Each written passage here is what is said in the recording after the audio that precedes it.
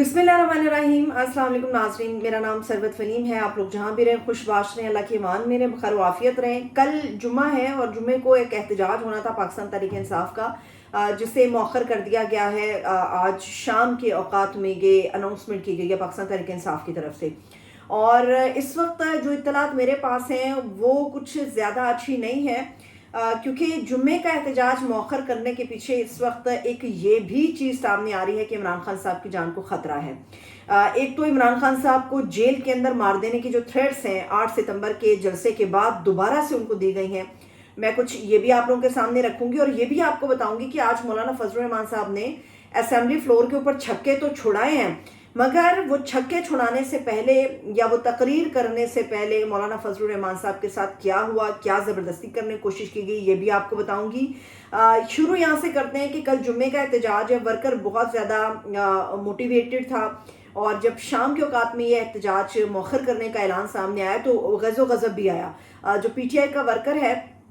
वो बहुत ज़्यादा नाराज़ इस बात के ऊपर हमें नज़र आया। लेकिन आज सेनेट का एक इजलास था और सेनेट के उस इजलास के अंदर कुछ चीज़ें क्लियर होकर हमारे सामने आई हैं। सेनेटर अली ज़फ़र साहब ने आज ये बात की, जिसमें इमरान खान साहब को मार देने के हवाले से जो थ्रेट्स या धमकियां मैं कहूँ उनको बराह रास्त दी गई हैं, उसके ऊपर रोशनी डाली। इमरान खान साहब ने सेनेटर अली ज़फ़र को एक पैगाम दिया और ये कहा कि जब आप सेनेट के इजलास में शिरकत करें तो वहाँ पर इस पैगाम को अनाउंस कर दें कि उनके साथ क्या हो रहा है।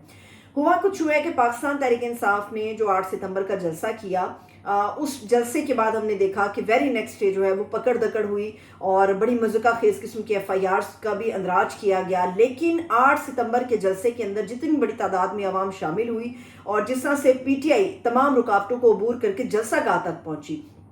उसके बाद इमरान खान साहब के साथ PTI के अहम लोगों की मुलाकात हुई। इमरान खान साहब ने उसमें ये पैगाम सेनेटर अली ज़फ़र को बताया कि आपने ये बताना है, अवाम तक ये पैगाम पहुंचाना है कि उनकी जान को ख़तरा है। जलसे के कामयाबी के बाद इमरान खान साहब को एक मरतबा फिर से जान से, इससे पहले आपको याद है कि एक छोटा सा ऑपरेशन हुआ था और पता चला था कि खान साहब की जान को ख़तरा है, लेकिन इमरान खान साहब को दोबारा से जान से मारने की धमकियां दी गई हैं। और इस पे इमरान खान साहब ने कहा है कि आप पब्लिक के अंदर ये पैगाम असेंबली फ्लोर के या सेनेट के इजलास के अंदर खड़े होकर आप ये बता दें। तो अब इमरान खान साहब की जान को जो ख़तरा है, उसके बाद PTI का शाम को ये एक मैसेज मिलता है कि जुम्मे का जो एहतजाज है वो मौखर कर दिया है और सलमान अकरम राजा साहब ने कहा कि ये एहतजाज इमरान खान साहब के कहने पर मौखर किया गया है। अब उसके बाद वर्कर जो है वो डीमोटिवेट बहुत ज़्यादा हुआ है और ये भी क्वेश्चन रेज हो रहा है कि जब भी PTI एहतजाज की कॉल देती है तो इसमें इमरान खान साहब से पहले क्यों नहीं रजामंदी जान ली जाती, अपने तय ऐलान कर दिया जाता है। वर्कर जब मोटिवेट हो जाता है तो फिर वे एहतजाज मौखर कर देते हैं। तो उसके बाद अब कहा जा रहा है कि जो कर्क के अंदर जो जलसा है सारा फोकस उसके ऊपर होगा, इमरान खान साहब की हिदायत के मुताबिक होगा। उसके बाद लाहौर जलसे के हवाले से जो है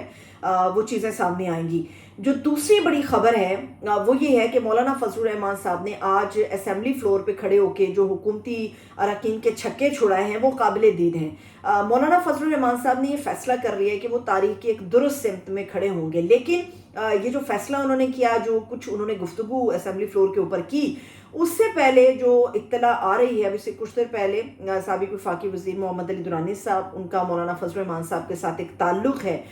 मौलाना फजलुर रहमान साहब के हवाले से उन्होंने इस खबर को ब्रेक किया है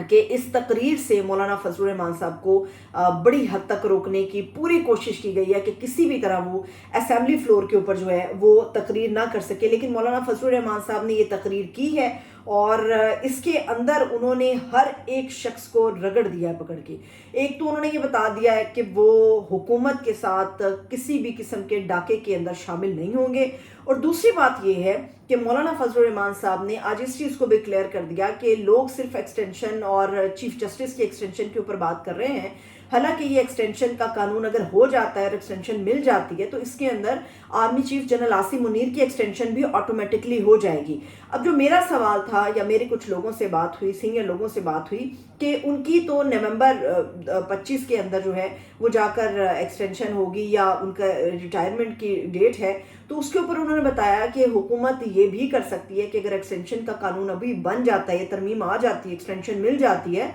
تو وہ وقت سے پہلے بھی آرمی چیف کو یہ اپلائی کرا سکتے ہیں کہ جی ان کے اوپر بھی ایکسٹینشن جو ہے وہ لاگو ہو گئی ہے. اب مولانا فضل الرحمان صاحب نے یہ تو سب کچھ ایک تو ان کا جتنا بھی سیاسی کیریئر باقی رہ گیا اس کے اوپر فوکس کیا ہے، لیکن جو اصل میں نون لیگ یا پیپلز پارٹی کے لوگ مولانا فضل الرحمان صاحب کی رہائش گاہ میں گئے تھے اور ان سے ملاقاتیں کی تھی اور یہ دعوے کیے تھے